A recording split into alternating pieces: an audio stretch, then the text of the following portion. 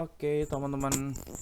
Jadi ini aku mau jelasin ke teman-teman gimana sih cara analisis kalau teman-teman ketemu dua data kategorikal seperti ini ya. Jadi ini ceritanya panjang sih teman-teman. Tapi intinya ketika teman-teman punya data kategorikal ya, itu teman-teman bisa lakukan tabulasi.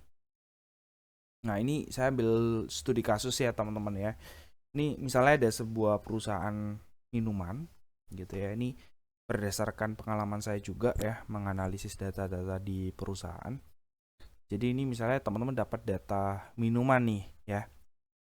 Nah, di perusahaan minuman tersebut dia memproduksi 3 produk ya, 3 produk. Nah, kemudian perusahaan tersebut ingin melakukan tes gitu ya teman-teman ya. Mungkin uji organoleptik atau uji preferensi kesukaan produk. Nah, untuk 3 segmen usia, itu remaja, dewasa, sama lansia. Jadi uh, ini teman bisa lihat juga ada 120 responden ya. Dan setiap respondennya teman bisa lihat itu jumlahnya sama ya, sama rata. Maksudnya 40 responden remaja, 40 responden dewasa, dan 40 responden lansia.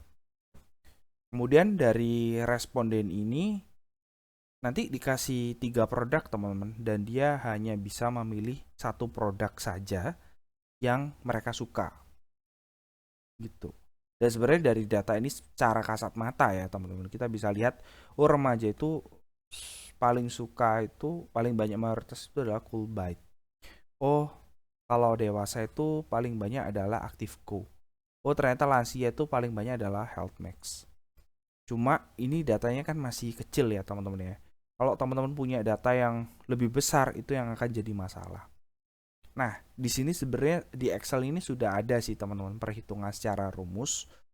Cuma sekali lagi ya, jangan percaya sama rumus di Excel. Dalam artian jangan langsung diterima ya rumusnya, tapi kita juga harus paham secara manual tuh perhitungannya seperti apa. Nah, teman-teman perlu hitung dulu ya.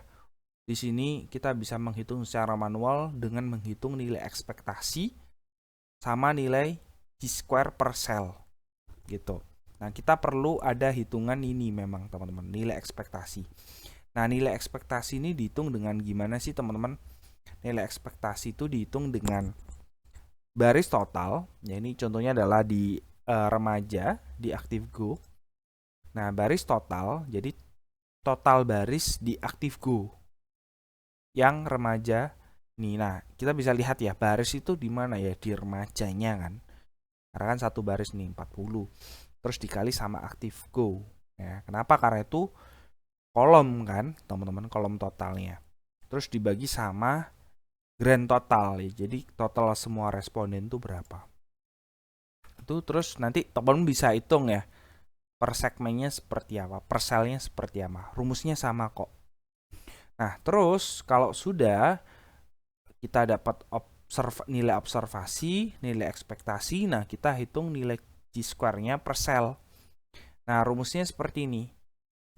Observasi ya, dalam kurung observasi, nilai observasi dikurangi nilai ekspektasi di pangkat 2 dibagi nilai ekspektasinya. Nah, ini contohnya ya teman-teman ya. Jadi ini remaja ActiveGo. Teman-teman bisa lihat di sini ya. Ini ya. Jadi 10 dikurangi 13,3 di pangkat 2 dibagi sama 13,33. Nah, seperti itu. Jadi nanti teman-teman bisa lakukan per sel. Dan nilai Chi-square ini menunjukkan apa? Nilai Chi-square ini menunjukkan bahwa semakin besar nilai Chi-square-nya, itu menunjukkan bahwa akan semakin signifikan perbedaannya. Jadi kalau teman bisa lihat di sini signifikannya gimana sih? Nah, remaja itu paling signifikan adalah di produk preferensi produk Cool Bite. Dewasa di ActiveGo, dan lansia adalah di Health Max. Kalau teman-teman bisa lihat ya dari sebuah nilainya, itu teman-teman bisa lihat lansia 20,83 ya. Itu memang dari secara komposisi pun lansia itu yang di health mass-nya itu paling signifikan banget ya, 30 gitu. Jadi ini menunjukkan bahwa perbedaannya itu semakin tinggi ya, semakin besar. Dan nanti teman bisa lakukan tabulasi seperti ini dan dapat nilai totalnya seperti ini. Nah, ini adalah nilai yang ingin saya lakukan hitung secara manual ya teman-teman. Dan di sini ya saya pengen membuktikan ya teman-teman ya, apakah rumus yang ada di sini itu sudah sesuai ya, perhitungan manual ini sesuai sama rumus yang ada di Excel. Jadi kalau di Excel kita hitung dulu nilai probabilitasnya teman-teman dengan klik G-square, G-test. Terus ini adalah actual range-nya. Actual range-nya kita blok semuanya yang di sini which is. Terus koma expected range. Nah, ini expected range-nya. Nah, kita dapat nilai probabilitasnya.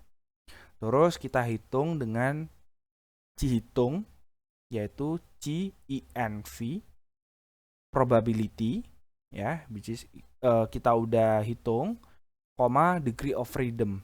Nah, degree of freedom ini kita hitung dengan cara ini teman-teman. Jadi jumlah baris dikurangi 1 dikali jumlah kolom dikurangi 1. Nah, barisnya ini kan ada 3. Jadi 3 kurangi 1, 2. Dikali kolomnya 3 juga kan teman-teman. Dikurangi 1 jadi 2. Jadi 2 kali 2, 4. Nah, kita dapat yaitu 63,75. Jadi sama ya antara perhitungan manual dengan perhitungan rumus yang ada di Excel. Terus kita juga bisa mencocokkan untuk G-table. Jadi sebenarnya teman-teman G-table itu teman-teman bisa lihat ya di Google, itu banyak banget table G-square. Itu teman-teman bisa lihat di situ ya. Teman-teman pakai probabilitas berapa, terus di degree of freedom berapa. Nah, ini misalnya saya pakai nilai signifikansi 5%, artinya batas toleransi kesalahannya 5%. Dan karena tadi teman bisa lihat ya, ada 3 kolom dan 3 baris, berarti degree of freedom-nya kan kita pakai 4 ya, 2 kali 2. Jadi kita pakai yang 9,488. Nah, itu sama seperti yang kita hitung di sini G-table-nya. Jadi teman bisa gunakan rumus ini untuk G-table-nya, yaitu GINV. Probability-nya kita tentukan sendiri 0,05, 4 ya, ketemu ini 9,48. Nah, dari sini teman-teman kita bisa uji hipotesis. Nah, kita buat dua hipotesis teman-teman, H0 dan H1. H0 itu berarti artinya tidak ada hubungan antara kelompok usia dan preferensi produk. Kalau H1 itu adalah ada hubungan antara kelompok usia dan preferensi produk. Nah, kita ingin tahu teman-teman, sebenarnya ada nggak sih hubungan antara kelompok usia dan preferensi produk? Jangan-jangan misalnya dari responden ini, ya dari hasil survei ternyata nggak ada bedanya antara kelompok usia ini. Maksudnya semua usia misalnya suka Active Go atau suka Cool Bite, ya. Jadi nggak ada yang beda gitu teman-teman. Dan ini perlu kita lakukan analisis teman-teman dengan G-square gitu ya, nggak secara feeling gitu, karena memang kalau datanya banyak itu akan jadi bingung. Nah, dari keputusannya teman-teman jelas H0-nya ditolak. Kenapa H0-nya ditolak? Karena Cihitungnya teman-teman bisa lihat ya, Cihitungnya itu lebih besar daripada G-table ya, 63,75 itu lebih besar dari 9,48. Artinya H0-nya ditolak. Artinya apa?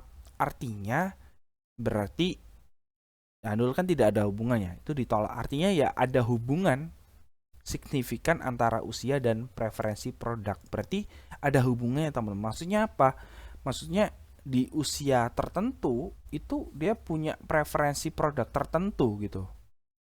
Dan kalau kita lihat teman-teman dari persentase per ini ya, per kelompok usia, ini per kelompok usia ya teman-teman ya. Ini persentasenya per kelompok usia. Tuh kalau remaja itu 62,50% itu memilih cold bite, dewasa itu 62,50% memilih Active Go, dan lansia 75% memilih Health Max. Nah, ini preferensinya secara komposisi ya. Nah, dari sini teman-teman kita bisa analisis kenapa sih? Nah, makanya dalam sebuah survei itu penting kita tanyakan adalah alasannya kenapa. Nah, di sini secara logika ya teman-teman ya. Remaja suka cool bite karena rasa buahnya segar, ringan, kemasannya ceria, menarik untuk usia muda, rendah kafein dan aman untuk remaja ya. Anak muda kan suka yang manis-manis, suka yang ringan, suka yang rasanya variasi gitu ya teman-teman ya. Dan pastinya rendah kafein karena kan ya mereka nggak butuh kafein yang segitu banyak ya. Karena mungkin masih belum kerja dan seterusnya. Nah, kalau usia dewasa 21 sampai 40 tahun ini ternyata produk favoritnya adalah Active Go. Kenapa? Usia ini mungkin udah masuk ke kuliah ya teman-teman ya. Tugas akhir. Terus sudah memasuki juga masa-masa produktif, masa-masa kerja. Jadi mungkin banyak deadline. Akhirnya apa? Akhirnya harus aktif ya seharian gitu ya. Melek mulai pagi sampai malam melek ya. Akhirnya harus minum kafein gitu ya. Dan seterusnya ya. Karena memang di Active Go memang ada produk kafein. Nah, terus lanjut di lansia misalnya lebih dari 40 tahun ini sebenarnya bukan lansia ya teman-teman ya. Ini masih tergolong dewasa, cuma ini ya tanda kutip ya, ini masih contoh aja ya. Jadi di usia-usia seperti ini apa ya? Sudah memikirkan kesehatan gitu ya. Jadi ya kafeinnya dikurangi, rendah gula, sekarang udah mulai muncul banyak penyakit dan vitaminnya ditambahkan.